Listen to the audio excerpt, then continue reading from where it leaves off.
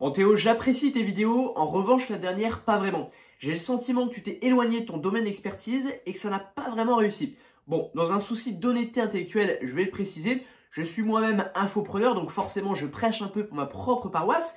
Cela dit, j'en suis arrivé aux mêmes conclusions que toi, mais pas par le même cheminement. Il y a selon moi pas mal de bêtises qui ont été dites dans ta vidéo et il s'agira de les débunker aujourd'hui maintenant. Donc c'est parti pour le clash dantesque entre Théo le Lion et Maxence Duboeuf. Bon, d'abord concernant ton premier argument, tu dis qu'il y a très peu de gens qui deviennent vraiment riches après avoir acheté une formation Comment devenir riche. Bon évidemment en pourcentage de gens qui achètent, ça je peux pas nier, c'est faible. Mais existe-t-il une formation quelle qu'elle soit, pas forcément qu'une formation en ligne, qui arrive à rendre riche la majorité des gens qui la suivent? Regarde, prenons les études traditionnelles, du genre école de commerce, école d'ingé, etc. Tu vas payer entre 50 et 100 000 balles sur l'ensemble de ta scolarité. Est-ce que vraiment, ça fait beaucoup de millionnaires? Je veux dire par là que tu peux faire la meilleure formation du monde, arrive un moment où le mec se bouge pas le cul, tu vas pas lancer le business à sa place quoi. Et tu sais comme moi l'effort que ça demande pour faire péter les millions. En plus de devoir bosser dur pendant longtemps, il faut apprendre la discipline, la productivité, il faut vaincre ses croyances limitantes, savoir se relever de l'échec, savoir se remettre en question, etc., etc. Donc même avec la meilleure formation du monde, 80% des élèves, ils ont déjà abandonné au bout d'un mois. Sachant que ne pas abandonner, c'est qu'une seule étape du processus. Donc forcément, à partir de là, le pourcentage des gens qui vont réussir, il va être faible. Alors là, tu vas me dire, oui Maxence, mais c'est exactement ce que j'ai dit, c'est mon point. Eh bien moi, je pense que pas tout à fait, et tu vas voir où je veux en venir, parce que bien que le pourcentage soit faible, moi je reste convaincu que les formations en ligne du type Make Money, elles font un pourcentage de millionnaires qui est plus important que les étudiants qui sortent d'écoles de commerce ou d'ingé. D'autant plus que, ne l'oublions pas, mais la plupart des formations en ligne, tu les payes moins de 1000 balles. Bon, il y a parfois les accompagnements sur 90 jours qui montent à 2000, 3000 balles, parfois plus, mais c'est quand même vachement l'exception. Alors qu'à côté de ça, ton école de commerce ou d'ingé, sur 5 ans, c'est entre 50 et 100 000 balles qu'il faut sortir. Et quand on voit qu'un Français qui gagne 7000 balles net fait déjà partie du top 1%, sincèrement, je suis convaincu que proportionnellement, les business d'infoproduits font plus de millionnaires que les écoles de commerce. Sauf peut-être quelques exceptions du genre HEC, mais bon, HEC ça regroupe le 0,0001% des meilleurs élèves en France. Les infopreneurs qui tapent du 100K par mois, franchement j'en ai croisé pas mal. Du 100K par mois par la voie classique, nettement moins pour pas dire pas du tout. Bon, précisant quand même que je suis assez biaisé, puisqu'ayant moi-même un business d'infoproduits qui tourne bien, je suis beaucoup plus enclin à rencontrer d'autres infopreneurs pour qui ça marche bien, mais quand même. Et puis n'oublions pas que l'argent qui est mobile a beaucoup plus de valeur que l'argent qui ne l'est pas. C'est-à-dire que le petit infopreneur qui tape son 3-4K par mois et qui va s'expatrier à Budapest où le salaire moyen est à 1000 balles contre 3000 à Paris, il a infiniment plus de pouvoir d'achat que celui qui a fait son école d'ingé, qui est contraint de rester bosser à Paris dans une grosse boîte. Il va cramer l'intégralité de sa paye ou presque s'il veut vivre dignement pour son train de vie quotidien. Là où le petit infopreneur à Budapest, il va vivre avec 1000 ou 1500 balles et il va mettre 2000 balles en bourse tous les mois. En réalité, avec 3-4 000 balles à Budapest, en ayant de l'argent mobile, eh bien vous avez l'équivalent de 10 à 15 000 balles en termes de pouvoir d'achat à Paris. Alors finalement, mon point, c'est que quand tu dis qu'il y a très peu de gens qui deviennent vraiment riches après avoir acheté une formation Comment devenir riche, eh bien la question est, tu te bases sur quoi? Parce que certes, on a vu pourquoi le pourcentage qui va réussir est faible, mais c'est absolument pas propre à l'infopreneuriat. Tu prends n'importe quelle formation sur Terre, que ce soit la voie classique, les formations physiques, les formations en ligne, aucune de ces formations n'ont véritablement été capables de rendre un pourcentage élevé de gens millionnaires. Et est-ce que pour autant, on va dire qu'une école de commerce, c'est une bulle, ou une école d'ingé, c'est une bulle? Bah, je crois pas. Donc, en ce sens, puisque ce n'est pas propre à l'infopreneuriat, pourquoi est-ce qu'on aurait plutôt dire que l'infopreneuriat est une bulle? Bon, après, est-ce que quelque part, les écoles de commerce ne seraient pas une bulle, qu'on trouverait qu'il y a une course au diplôme, que ça vaut plus grand-chose? Peut-être que si, mais bon, ne compliquons pas le débat. Et puis, autre chose à ce sujet, mais quand tu suis la voie classique, que tu fais ton bac+5, entre guillemets, comme tout le monde, eh bien, tu suis la voie qui est communément admise par la société comme étant la bonne voie de la sécurité, la voie qu'il faut prendre. Et donc, tu vas aller au bout. D'abord parce que tu n'as pas envie de repayer 10 000 balles l'année si tu te rates, et aussi parce que tes parents te mettent une pression pas possible pour que tu ailles au bout. On va te dire que si tu vas pas au bout, tu vas finir sous un pont.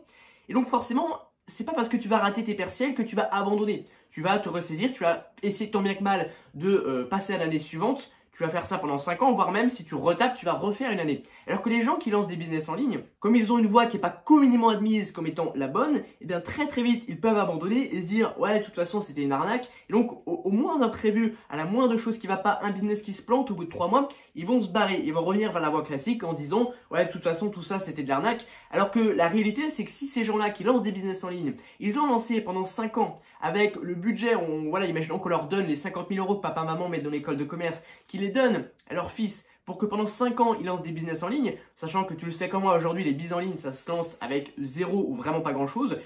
Moi, je suis convaincu qu'au final, il ferait bien plus que les 3-4K qu'ils font en moyenne en fin de carrière en sortie d'école ou d'ingé, quoi. Alors, en revanche, ce que je reconnais de vrai, c'est que là, je parle uniquement de devenir riche. Et ce qui est vrai, c'est que quand tu fais une école de commerce, t'as, disons, un espèce de matelas de sécurité qui fait que même si tu fais totalement de la merde, à partir du moment où tu vas au bout, c'est une carrière décevante, tu vas quand même avoir ton 2000 balles par mois. Là où un business en ligne, si tu le plantes complètement, tu peux véritablement être à 0-0. Même si encore une fois, moi je pense que si tu lances sérieusement et que tu prends autant ça au sérieux que tes études d'ingénieur et que tu fais ça pendant 5 ans avec les 50 000 balles que devrait te coûter l'école d'ingé, moi je reste persuadé que tu as 97% de chance d'avoir une réussite qui est bien supérieure à celle d'une école de commerce. Mais dans l'idée, je vois. Mais finalement, est-ce que vraiment, il y a beaucoup de gens qui lancent des business en ligne pour faire du 2K par mois? Généralement, tu le fais, bon, ça fait cliché, hein, mais tu le fais pour être libre financièrement, géographiquement et tout le bordel, quoi. Donc faire au moins ton 5-10K par mois. D'autant plus qu'il y a beaucoup de gens qui vont lancer leur business en ligne en parallèle de leurs études, en parallèle de leur job, parce que c'est tout à fait faisable en 2 heures par jour. Bon, si je devais résumer ce premier point, je dirais que tout compte fait, les formations Get Rich Quick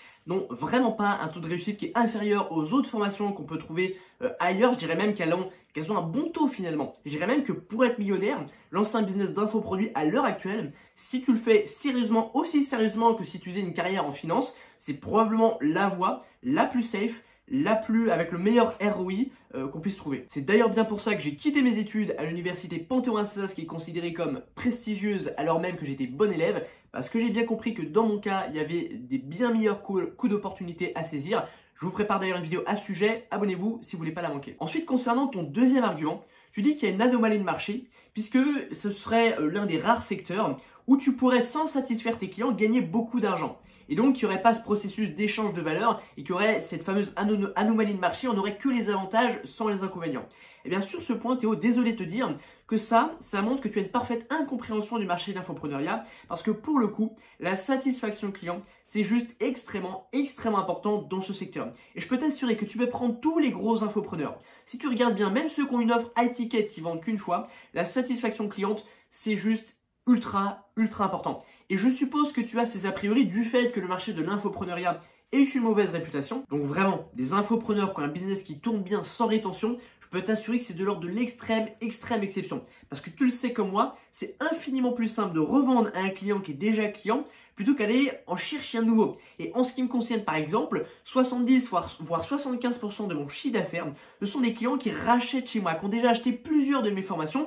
D'ailleurs, mon business est basé sur ça. Moi, j'en ai sorti au total 16 et le gros de mes clients sont des gens qui rachètent régulièrement. J'en ai même beaucoup qui ont acheté l'intégralité de mes 16 programmes de formation. Donc, sans rétention, mon business, il est complètement foutu par terre. Et je précise que j'ai passé 1100 clients, donc c'est des statistiques qui sont fiables, quoi. Et je peux te garantir que même chez ceux qui font du high ticket, les Yumi Denzel, tout ça, d'ailleurs, parenthèse à part, mais Yumi Denzel, il a quand même sorti 5 formations et je sais qu'il y a beaucoup de ses élèves qui ont acheté ses premières formations genre Econ Pro et qui après sont allés acheter les suivantes, Business Pro, etc.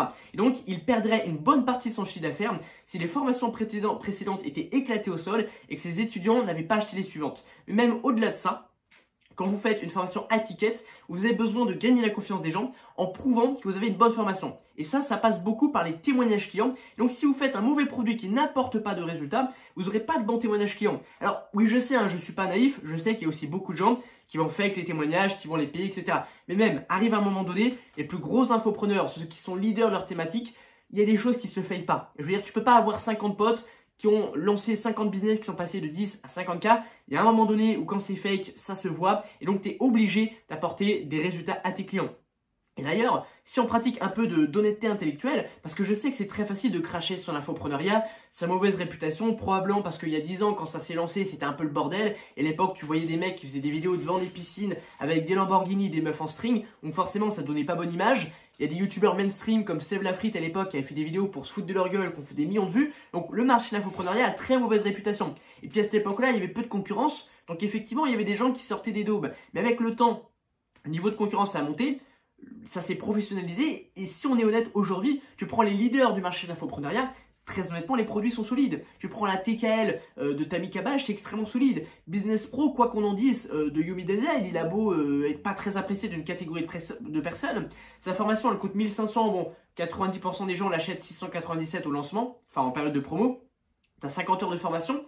Tu as un accompagnement, tu peux poser des questions à des experts. Tu as 6 ou 7 experts de leur thématique qui ont eux-mêmes lancé des business qui font des millions, contrairement aux profs en école de commerce. Alors pourtant, l'école de commerce, tu l'as payé 50 000 balles.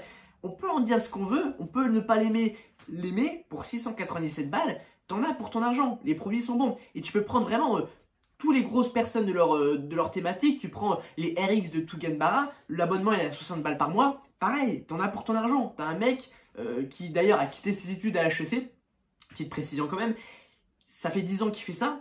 Il a printé des millions d'euros en vendant des PDF, en vendant toutes différentes sortes de programmes pour 60 balles par mois. T'en as pour ton argent.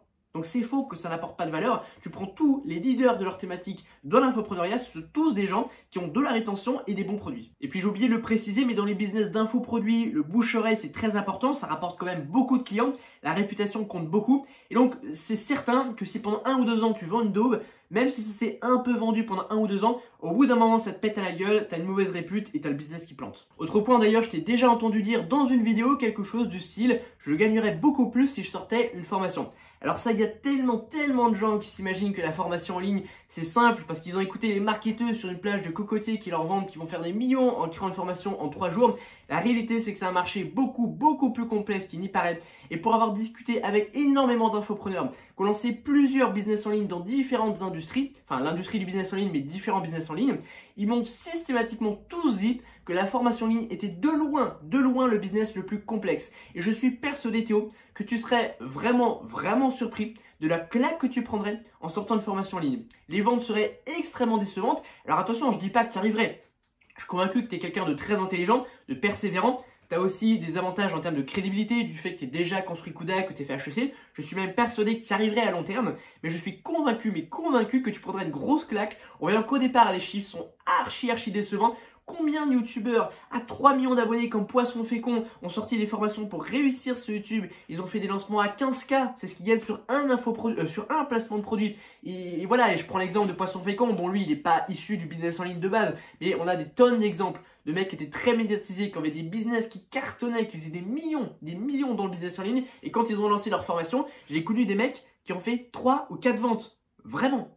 Et d'ailleurs, ça je suis pas convaincu de ce que je vais dire, mais il me semble avoir vu une formation de Kudak sur le media buying et elle est plus là. Encore une fois, je suis pas sûr, tu me confirmeras si tu tombes sur cette vidéo, mais il me semble que tu avais sorti une formation sur le media buying autour de 500 € de mémoire et je la vois plus. Donc elle a peut-être pas si bien fonctionné, si tant est qu'elle ait existé un jour quoi. Donc finalement mon point c'est qu'aujourd'hui le marché de l'infopreneuriat est devenu extrêmement concurrentiel. Aujourd'hui mettre en place tout un système d'acquisition c'est devenu complexe. Il faut lancer des campagnes de publicité en ligne. C'est pas comme à l'époque. À l'époque effectivement il y a 10 ans tu pouvais mettre 300 € de publicité en ligne le matin et faire cracher 3000 le soir. Parce que les coûts publicitaires étaient extrêmement faibles, parce que tu avais moins de concurrence, que les gens ils n'étaient pas habitués au copywriting, donc ça marchait beaucoup mieux. Mais aujourd'hui, il faut mettre un gros système d'acquisition. Souvent, il faut faire du marketing de contenu, il faut construire son personal brand, il faut passer énormément de temps pour créer des séquences email, des tunnels email, créer une newsletter, à tel point qu'en fait, la création de produits, comparée à tout ce qu'il y a autour, tout le marketing dans un business en fait, d'infoproduits,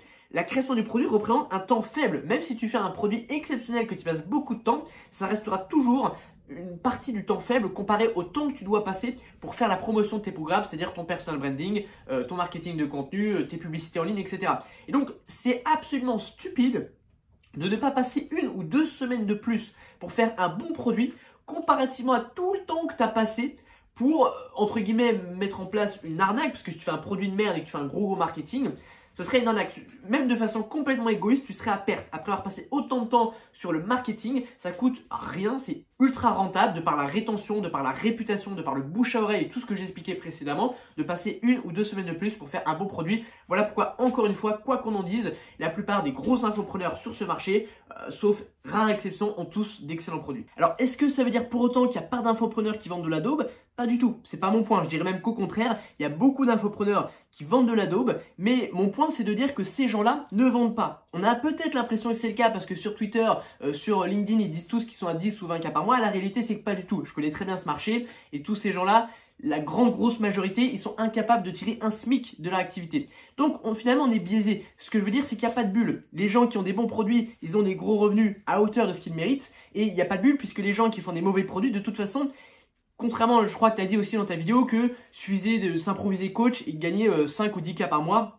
et qu'il y avait un décalage finalement entre la compétence et les revenus que tu pouvais avoir. Pas du tout. Je peux t'assurer que soit il y a des coachs qui gagnent 5 ou 10K par mois, voire beaucoup plus, c'est 3% des coachs, et eux ils sont vraiment compétents.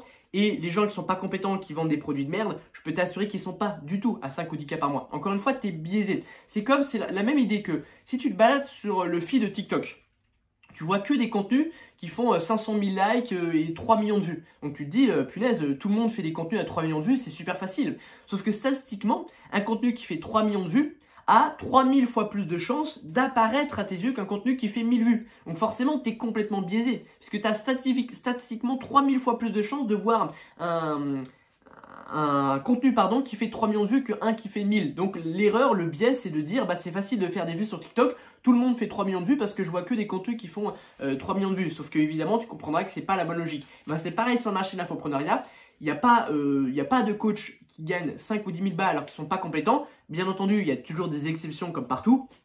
Mais c'est absolument pas la norme. Donc ton point là n'est pas vrai. Et pour le coup, je suis bien placé pour te le dire. Mon métier, c'est justement d'aider les coachs et infopreneurs à vivre de leur activité en ligne. J'ai 97 000 abonnés sur Instagram et il y a énormément de coachs qui me suivent. Et t'imagines pas le nombre de coachs que je vois qui ont plus de posts que d'abonnés. Genre ils ont 300 posts pour 200 abonnés. Ça je peux dire que c'est très dur. Et ces mecs-là, ils font pas de plus de 200 balles par mois. C'est pas une critique. Ils pourraient réussir, mais ces gens-là représentent la réalité, la majorité des coachs qui n'ont pas la compétence et qui n'ont pas le niveau pour faire des revenus et ils n'en font pas, tout simplement. Bon, et puis désolé d'être très barbatif, mais pareil, quand tu dis qu'il suffit de lancer une formation pour apprendre à lancer une startup plutôt que d'avoir soi-même lancé une startup pour faire de l'argent, ton point c'était qu'il était plus facile de lancer une formation pour apprendre à faire une startup pour gagner de l'argent plutôt que de lancer la startup. Ça pareil, ça révèle une parfaite incompréhension du marché de l'infopreneuriat puisque la crédibilité c'est l'argument numéro 1 pour déclencher des ventes. 99% des infopreneurs qui se plantent, c'est un problème que je retrouve systématiquement chez les clients que j'accompagne, c'est qu'ils ne sont pas crédibles par rapport à leur offre. Et moi, j'ai fait exploser un nombre incalculable d'infopreneurs qui justement s'inventaient des vies en lançant des business sur lesquels ils n'avaient pas de compétences et pas d'autorité, pas de preuves.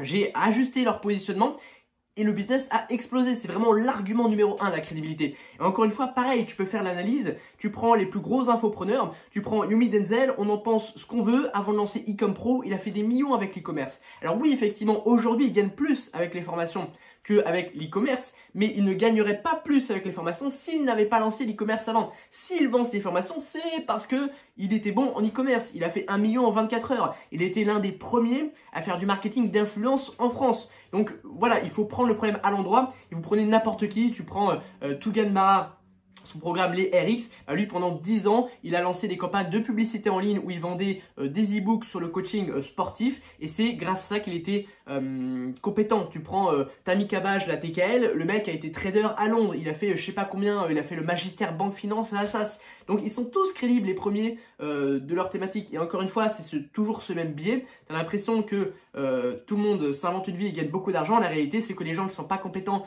pas crédibles et qui n'ont pas fait ce qu'ils les enseignent, ils ne font pas d'argent. Et moi je le vois systématiquement, j'ai 16 programmes de formation en ligne, il y a une corrélation directe entre plus je peux fournir des preuves, plus je peux montrer que j'ai fait ce que j'enseigne, plus j'ai de preuves à fournir, plus je vais avoir de bons résultats. Et c'est logique. Les gens, ils vont de plus en plus, aujourd'hui, ils sont méfiants, ils vont de plus en plus regarder le who dans un business. Qu'est-ce qu'il a fait le mec? Il se renseigne énormément sur ça et je peux t'assurer que tu ne peux pas, même en étant un génie du marketing, bien évidemment qu'il y aura des exceptions, mais même en étant un génie du marketing, tu ne peux pas vendre d'infoproduits sans être compétent, sans avoir de preuves, sans avoir fait ce que tu enseignes. D'ailleurs, en ce qui me concerne, sans vouloir me jeter des fleurs, c'est comme ça que j'ai eu une activité qui a décollé extrêmement vite, alors même que je me suis lancé quand même assez tard sur le marché Make Money qui est très concurrentiel. Et au départ, ce que j'ai fait, c'est que je me suis basé sur les compétences que j'avais. Moi, depuis très jeune, j'ai créé plusieurs chaînes YouTube dans plusieurs thématiques différentes qui cumulent des dizaines de milliers d'abonnés, qui sont encore en ligne. Tu peux taper Clash Max par exemple. La chaîne a fait des millions de vues, plus de 10 millions de vues en cumulé.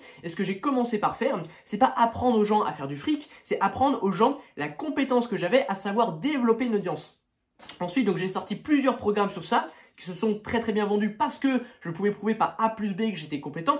J'ai dû, pour vendre ces programmes, apprendre le marketing, apprendre le copywriting. Je l'ai mis en œuvre sur mes programmes. Mes programmes se sont bien vendus parce que j'avais des preuves et parce que j'étais bon en marketing. Ce qui m'a permis par la suite, dans les programmes suivants, d'enseigner cette fois-ci mes techniques de copywriting, de marketing, de refaire plus de ventes pour ensuite sortir des programmes pour apprendre à lancer sa propre activité en ligne. Et c'est comme ça qu'aujourd'hui, de fil en aiguille, toujours en étant compétent et en ayant fait et prouvé que je sais faire ce que j'enseigne, eh bien j'ai sorti au total 16 programmes de formation et j'ai une croissance assez fulgurante, même si je gagne pas 1 million d'euros par mois, mais ça ne saurait tarder. D'ailleurs, j'en profite pour adresser un message si jamais il y a des infopreneurs qui passent par là. Vous êtes très nombreux à planter vos business parce que vous n'avez pas de crédibilité par rapport à votre offre. Alors, il y a 2 solutions face à ça.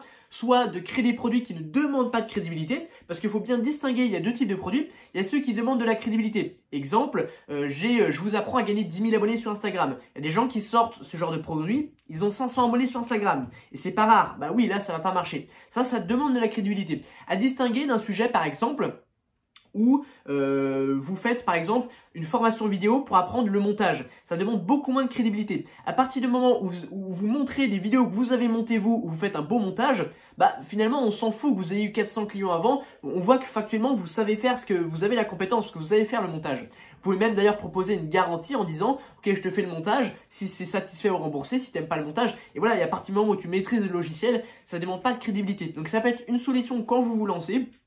Trouver des idées de produits, soit des tout petits produits très spécifiques sur un tout petit accomplissement que vous avez fait, même si vous n'avez pas encore une grosse carrière, soit de créer des produits qui ne demandent pas de crédibilité. Parenthèse à part. Bon, il y a quand même un point où je suis vraiment d'accord avec toi et c'est ce qui fait que malgré que je prenne pas le même cheminement, j'en arrive aux mêmes conclusions, à savoir qu'il y a potentiellement une espèce de bulle infopreneuriale. C'est qu'il est vrai que sur le marché des infoproduits, il y a très peu de barrières à l'entrée pour pas dire pas du tout. N'importe qui peut s'improviser coach, peut s'improviser formateur, rafistoler une petite offre et se lancer quoi. D'autant plus que ça demande, potentiellement on peut se lancer avec 0 budget de départ. Donc ça crée une grosse concurrence féroce. Et même si, comme je l'ai dit dans cette vidéo, 90% de ces gens qui s'improvisent coach et qui prennent pas le truc au sérieux, au final ils font pas 1 euro, bah ils constituent quand même de la concurrence. Parce que voilà, ils vont investir potentiellement un peu de budget dans la pub, ça fait augmenter les CPM, ils vont potentiellement créer quelques vidéos sur les réseaux, et voilà, ils arrivent quand même à choper 500 000 abonnés. Et mine de rien, si tout le monde chope 500 000 abonnés, qui font tous des réels, qui font quand même 500 000 vues, ça chope des parts de marché. Et donc, on le constate déjà, hein, la bulle a déjà commencé d'exploser. Il y a énormément d'infopreneurs qui, au bout de 3 mois, arrivent sur le marché et dégagent aussitôt. Et tu vois, le compte laissé pour mort, 500 abonnés avec 700 posts, quoi. Le fameux plus de posts que d'abonnés. Donc ça, effectivement, ça crée une espèce de bulle où, avec le temps, puisque les business ne tournent pas et qu'ils vont être rattrapés par la réalité économique finalement, et non pas par une anomalie de marché, ils vont se planter tout simplement, quoi. En fait, pour aller même un peu plus loin, cette anomalie de marché dont tu parles, elle était beaucoup plus vraie il y a, disons, 5 voire 10 ans qu'aujourd'hui. Pour la simple et bonne raison que le marché était émergent, pour le coup, il n'y avait aucune concurrence. Comme je le disais un peu plus tôt dans cette vidéo, il y avait des gens qui pouvaient envoyer 300 € de budget et le soir même sur Facebook Ads, ils allaient sortir 3000 balles, 10 de ROI, quoi.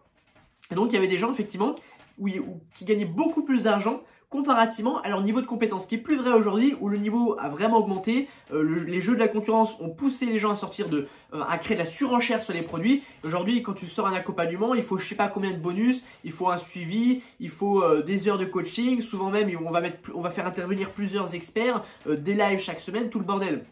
Mais il fut un temps où effectivement, il y avait une espèce d'anomalie de marché, mais qui selon moi n'était pas propre à l'infopreneuriat. C'était une anomalie de marché qui était fait qu'il y avait un marché émergent. Et tu le sais comme moi, bon, quand tu arrives trop tôt sur un marché, c'est pas forcément une bonne chose. Mais quand tu arrives vers les débuts d'un marché qui est en pleine explosion, bah c'est toujours plus facile, ça c'est la réalité du business, à compétences égales, arriver au bon moment, le timing a un impact énorme sur les résultats. Ça peut être de l'ordre de 10 ou 20 fois plus de revenus à compétences égales simplement parce qu'on a bien timé le marché. Donc effectivement, il y a 5-10 ans, il y avait des coachs très moyennement compétents. J'allais cracher sur un concurrent, mais on va éviter d'être dans cette dynamique. Il y avait des infopreneurs qui étaient là il y a 5-10 ans, qui sortaient des trucs très bancals et qui effectivement sortaient du 10-20K par semaine. Mais c'est beaucoup moins vrai aujourd'hui et c'était lié au fait que le marché soit émergent. Voilà, on arrive sur la fin de cette vidéo. Ce qui reste vrai, c'est qu'il y a un actif qui peut vous suivre de projet en projet et qui vous lâchera pas. C'est la construction d'une audience, d'un personal brand sur les réseaux. Je compte, en ce qui me concerne, un peu plus de 300 000 abonnés sur mes différentes plateformes de contenu. Alors, ce que je vous propose, c'est de vous filer un petit guide vidéo complètement gratuit dans lequel je donne les 2 meilleures méthodes pour réussir sur les réseaux là maintenant tout de suite en partant de zéro. C'est ce qui marche en ce moment parce que vous le savez, les techniques évoluent. Donc si vous voulez accéder à tout ça, cliquez sur le premier lien en description. On va essayer de récupérer un petit peu ton audience. Théo, je te la pique, tu m'en voudras pas. Et puis voilà, moi je vous dis à la prochaine. Ciao, ciao.